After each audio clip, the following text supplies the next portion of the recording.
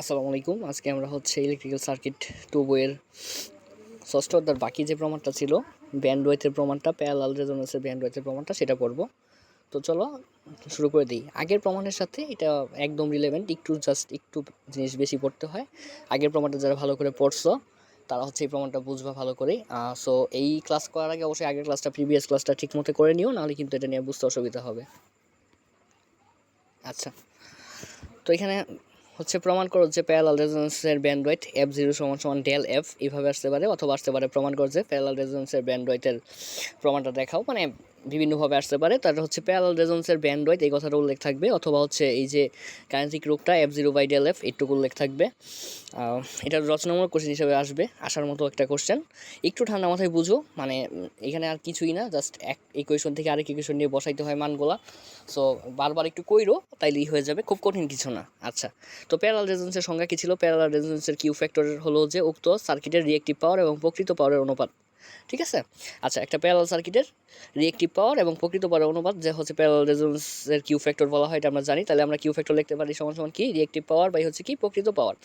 তো কোনো জায়গার পাওয়ার সমান সমান পাওয়ারের তিনটা সূত্র আছে। একটা সূত্র কি b² বাই ওইটার বাধা, যেই জিনিসটার পাওয়ার বের করবো ওই জিনিসটার ভোল্টেজের স্কোয়ার ডিভাইডেড বাই ওটার বাধা। তাহলে রিয়েক্টিভ পাওয়ার মানে কি? যে রিয়েক্টিভ উপাদান যে পাওয়ারটা খরচ করে সেটা রিয়েক্টিভ পাওয়ার। রিয়েক্টিভ উপাদান কি আছে? Capacitor, inductor. সেখানে আমরা ধরে নিলাম কি ইন্ডাক্টর নিয়ে কাজ করলাম, শুধু যে কোনো একটা নিয়ে কাজ করলেই হয়, আমরা ইন্ডাক্টর নিয়ে কাজ করলাম। তাহলে b² বাই ইন্ডাক্টরের বাধা কি এক্সেল, তাহলে b² বাই এক্সেল। আর প্রকৃত পাওয়ার কি? ওই যে অ্যাক্টিভ পাওয়ার যেটা বলা হয়, অ্যাক্টিভ পাওয়ার কে খরচ করে?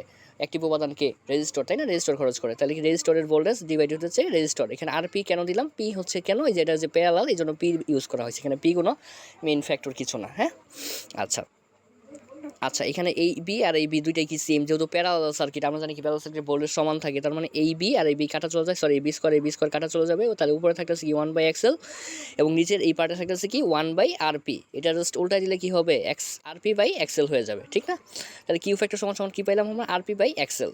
আচ্ছা, এখানে rp সমান সমান কি? আর কি রেজিস্ট্যান্স, তাই না? রেজিস্ট্যান্স বাধা। আর এর উল্টা কি? কন্ডাক্টেন্স। তাহলে rp সমান সমান কি লেখা যায়? 1/g। জি মানে কি হচ্ছে? জি মানে কন্ডাক্টেন্স, আমরা দেখছিলাম। আচ্ছা, বাধা কি? মানে বাধা মানে কি? কারেন্ট যাইতে কি পরিমাণ বাধা পাইতেছে, আর কারেন্ট যে যাইতেছে, তাহলে বাধা আর যাওয়া জিনিসটা কি একটা উল্টা না? তার মানে আরপি সমান সমান কি হবে? 1/g, অর্থাৎ আর সমান সমান কি 1/কন্ডাক্টেন্স। কন্ডাক্টেন্সের সংক্ষিপ্ত ফর্মই হচ্ছে কি জি আর কি। হ্যাঁ, এবং এক্সেল সমান সমান কি ওমেগা এল, আমরা জানি।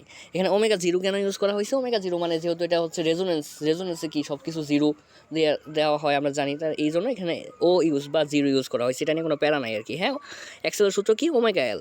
এটা যেহেতু রেজোনেন্স, এখানে কি এই জন্য কি হয়েছে? ওমেগা জিরো এল। ঠিক আছে, এইবার এই যে আমরা আরপি এবং এক্সেলের মানটা কোথায়? এই যে 1 নং সমীকরণে বসাই। আরপি এবং এক্সেলের মান 1 নং সমীকরণ বসাই। আরপির জায়গায় আমরা কি বসাইলাম? 1/g বসাইলাম, এবং এই যে এক্সেলের বদলে কি বসাইলাম? ওমেগা এল, এটা বসাইলাম।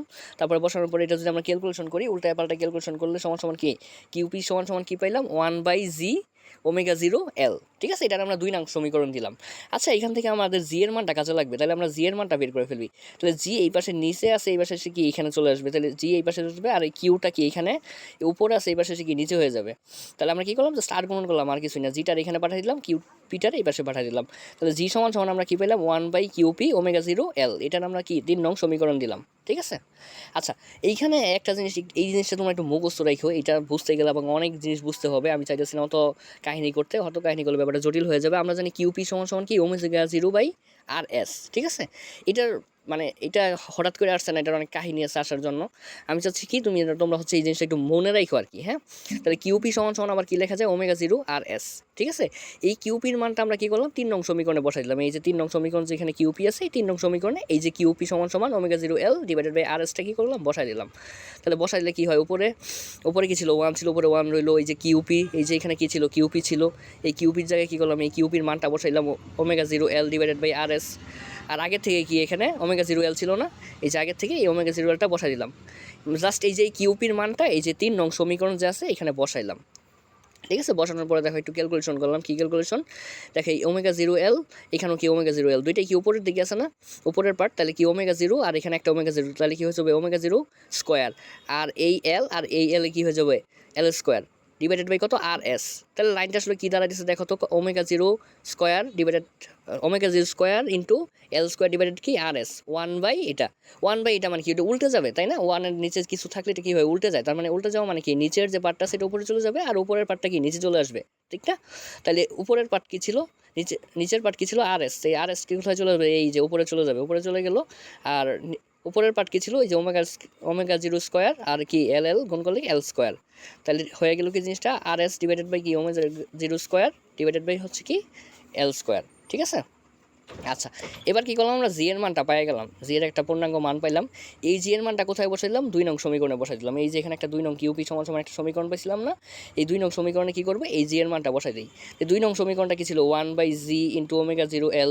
তাহলে এই যে 1, এই যে জি যে ছিল, জি এর জায়গায় এই যে মানটা কি করলাম বসাই দিলাম, R S divided by omega zero square L square into এই যে ওমেগা জিরো এল, এই ওমেগা জিরো এল বসাই দিলাম, ঠিক আছে?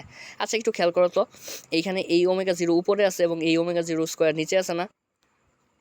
সেমভাবে এখানে এলটা উপরে আছে, এখানে এল স্কোয়ারটা নিচে আছে না? তাহলে এই ওমেগা জিরো দিয়ে এখানে কাটা যায়। তাহলে কাটা গেলে কয়টা ওমেগা জিরো থাকতেছে, 2টা ছিল, একটা দিয়ে কাটা দিলাম, তাহলে একটা রইলো। আর এখানে 2টা এল ছিল আর এই একটা এল দিয়ে কাটা দিলাম, তাহলে একটা এল রইলো। তাহলে লাইনটা থাকতেছে কি R S by omega zero into L, তাই না? 1/r/ওমেগা 0 ইন্টু এল, এইরকম একটা লাইন থাকতেছে না? আচ্ছা, সেম কাহিনী দেখো তো, 1/সামথিং আছে, তার মানে 1/সামথিং কি জিনিসটা উল্টে যাবে।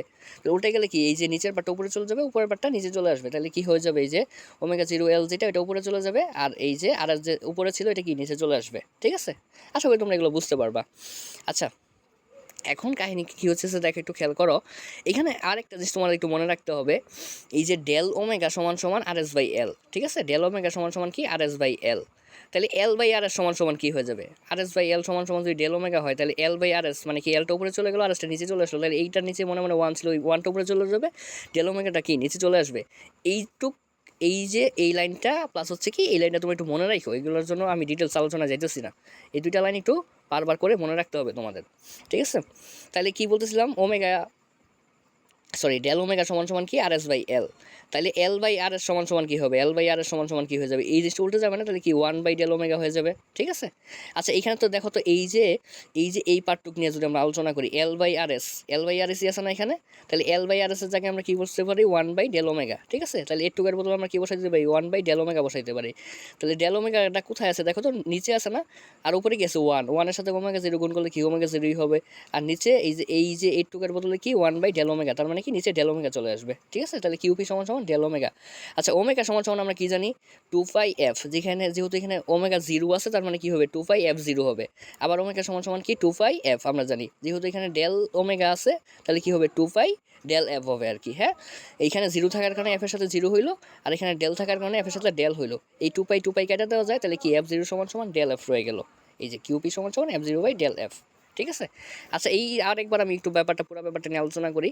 এই পর্যন্ত তো সবাই বুঝতেই পারছো এইভাবে কীভাবে এই সংজ্ঞা থেকে আমরা এখানে কেটে কিউপি সমান সমান আরপি বাই এক্সেল বসাইলাম, আরপির মান 1/জি, এক্সেলের মান ওমেগা 0 এল।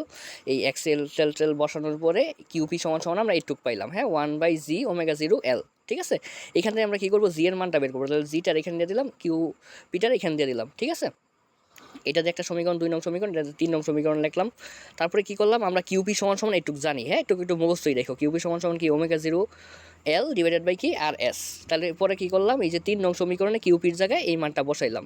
তো বসানোর পরে এরকম একটা লাইন আসে, এরকম একটা লাইন আসার পরে ইনস্ট্রুক ক্যালকুলেশন করলে সমীকরণ জি সমান সমান আমরা কি পাই, R S by omega 0 square divided into L square. হ্যাঁ, এরপরে কি করলাম, এই জি এর মানটা কোথায় বসালাম, এই যে 2 নং সমীকরণে বসাইলাম। হ্যাঁ, জি এর মানটা এই যে এখানে, জি এর মানটা এখানে যে মানটা পাইছি, এটা শুধু এই যে 2 নং সমীকরণের এই জি এর জায়গায় বসাই দিলাম। বসাইলে এরকম হইলো, পরে কাটাকাটি করার পরে উল্টানোর পরে কিউপি সমান সমান আমরা এরকম পাইলাম, omega 0 L divided by R S. এখানে ওমেগা 0টা রেখে দিলাম, আর আমরা ডেল ওমেগা সমান সমান কি জানি, আর এস বাই এল, এটা একটু মুখস্থ রাখিও।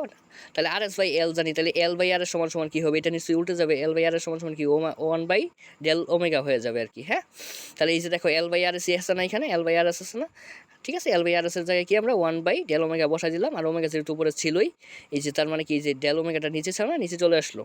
পড়ার কাহিনী কিছুই না, ওমেগা সমান সমান আমরা কি জানি 2πf, যেহেতু এখানে ওমেগা 0, তার মানে কি 2πf0 হবে, যেখানে এখানে ডেল ওমেগা আছে, তাহলে 2πডেল এফ হবে। এই 2π কাটা, তাহলে রইল কি f0/ডেল এফ। এই যে কিউপি সমান সমান f0/ডেল এফ, এটাই হচ্ছে কি প্যারালাল রেজোন্যান্সের ব্যান্ডওয়িথ, ঠিক আছে? আশা করি সবাই বুঝতে পারছো। ঠান্ডা মাথায় একটু কইরো, বারবার কইরো। এই যে এই লাইনটা আর এই লাইনটা হচ্ছে কি একটু মনে রাখতে হবে, আর সব কিছু তো তোমার লাইন বাই লাইন ক্যালকুলেশন টাইনা নিয়ে যেতেছে, তাই না? ওকে, আল্লাহ হাফেজ, সবাই ভালো থাকো।